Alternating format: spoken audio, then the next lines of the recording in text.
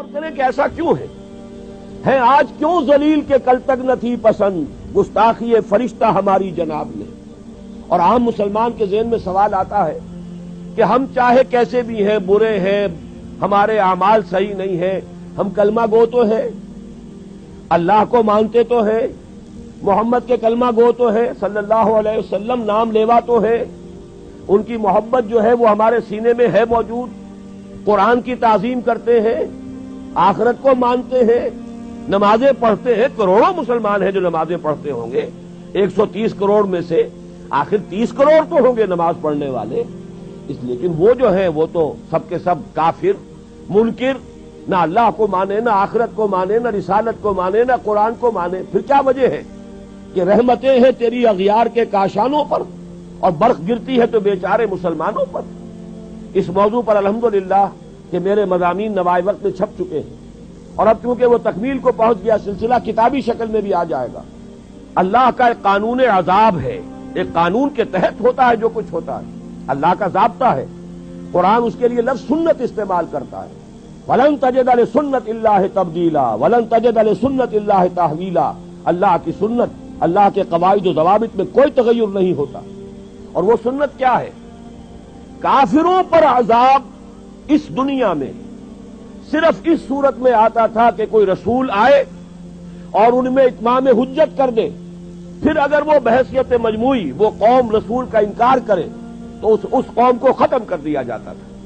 جیسے کہ حضرت نوح، حضرت ہود، حضرت صالح، حضرت شعیب، حضرت لوط اور آل فرعون، ان کا تذکرہ قرآن مجید میں سمجھتا ہوں کم سے کم 10 مرتبہ آیا ہے.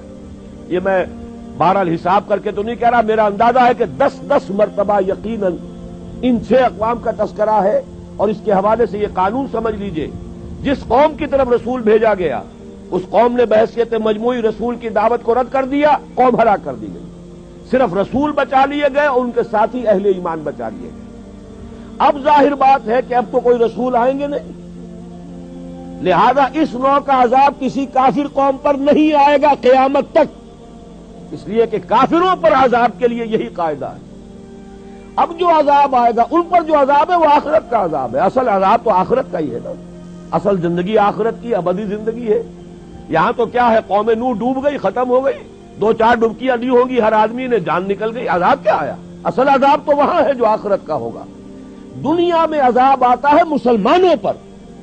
مسلمان ہو کر تم اگر اسلام پر عمل نہیں کرتے، دعویٰ تمہارا اسلام کا ہو اور عمل تمہارا کافرانہ ہو، نام لو تم محمد کا صلی اللہ علیہ وسلم اور اتباع کرو تم محمد کے دشمنوں کا، دعویٰ کرو اللہ اور اس کے رسول کی وفاداری کا اور تمہاری دوستیاں ہوں اللہ اور اس کے رسول کے دشمنوں سے، تم کہو اللہ اور اس کے رسول کے احکام کو ہم مانتے ہیں اور سودی کاروبار کر کے اللہ اور اس کے رسول کے خلاف اعلان جنگ کیے رکھو.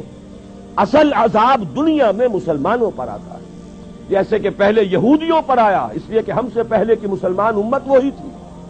جب تک حضور صلی اللہ علیہ وسلم کی بعثت نہیں ہوئی وہی امت تھی. موسیٰ کے ماننے والے، تورات کے ماننے والے یہودی، یہ امت مسلمہ تھی. لیکن ان پر کیسے کیسے عذاب آئے. نبوکدنضر کے ہاتھوں برباد کرایا گیا، کبھی پھر یونانیوں کے ہاتھوں تباہی آئی، کبھی رومیوں کے ہاتھوں تباہی آئی. اس صدی میں بھی آپ نے دیکھا، اگر آپ بھولے نہ ہو کہ یہ صدی کے وسط میں ہٹلر کے ہاتھوں 60 لاکھ یہودی قتل ہوا. یہ کون ہے؟ اللہ کو بھی مانتے ہیں، حضرت موسیٰ کو بھی مانتے ہیں، تورات کو بھی مانتے ہیں، وہ تو مدعی ہیں اللہ اور اس کے رسول کے ماننے والے. لیکن یہ کہ ان پر جو عذاب آئے وہ آپ کے سامنے ہے. اسی طرح کا عذاب ہم پر آ رہا ہے کہ تم نام لیتے ہو ہمارا اور عمل تمہارے خلاف ہے. لما تقولون ما لا تفعلون کبر مقتا عند اللہ ان تقولوا ما لا تفعلون. کیوں کہتے ہو جو کرتے نہیں ہو؟ اللہ کے غضب کو اور اللہ کے غیظ کو اور غصے کو بھڑکانے والی ہے یہ بات کہ تم کہو جو کرتے نہیں. یہ ہے اصل سبب. اصل مجرم ہم ہیں، ہم دوہرے مجرم ہیں. ان کا جرم ایک ہے، انہوں نے انکار کر دیا، چھٹی ہوئی. ہم ہیں کہ جو ہر روز کہتے ہیں ایاک نعبد و ایاک نستعین، اور پھر اس دن میں 50 مرتبہ اللہ کا حکم توڑ رہے ہیں. پوری زندگی ہماری گزر رہی ہے. 5 وقتہ نمازی زیادہ بڑا مجرم ہے اس وقت، اس لیے کہ وہ 23-24 مرتبہ، 25 مرتبہ، 27 مرتبہ دہراتا ہے ایاک نعبد و ایاک نستعین، اور پھر باہر نکل کر جو کام کرتا ہے وہ اس کے خلاف. یہ ہے اصل میں سبب. اور یہ جان لیجئے جو عذاب ہم پر آ رہا ہے اللہ کا وہ اس وجہ سے آ رہا ہے.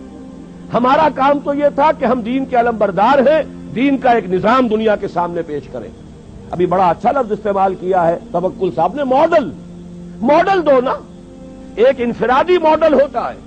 حضور صلی اللہ علیہ وسلم اپنی ذات میں ماڈل تھے, لقد کان لکم فی رسول اللہ اسوۃ حسنہ, لیکن حضور نے صرف ذاتی اور انفرادی ماڈل نہیں دیا, ایک اجتماعی ماڈل فراہم کر دیا, نظام قائم کر کے دکھا دیا. یہ ہے اللہ کا دین, یہ ہے اس کا سیاسی ڈھانچہ, یہ ہے اس کا معاشی ڈھانچہ, یہ ہے اس کی معاشرت, یہ ہے اس کی فیملی لاز, یہ ہے اس کے اندر تمام قوانین فوجداری اور دیوانی, یہ ہے یہاں پر قانون شہادت, یہ ہے سارا نظام. دیکھ لو, ٹھوک بجا کر دیکھ لو, یہ نظام ہے. جب تک وہ ماڈل مسلمان قائم نہیں کریں گے یہی عذاب کے کوڑے برستے رہیں گے. سخت سے سخت تر عذاب آئے گا.